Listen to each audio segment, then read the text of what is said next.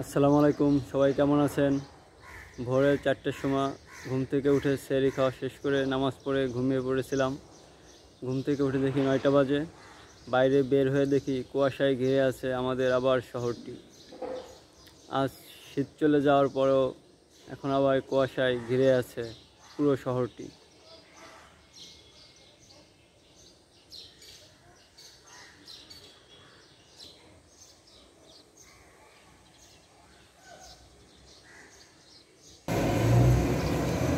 বন্ধু, শীতের সময় তো এত কুয়াশা পড়ে নাই।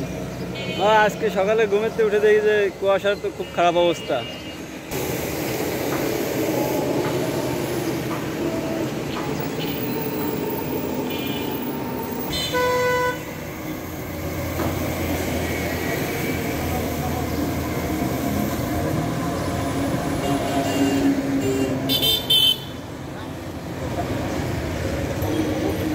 সবাই ভালো থাকবেন, সাবধানে থাকবেন, নিজের প্রতি যত্ন নেবেন।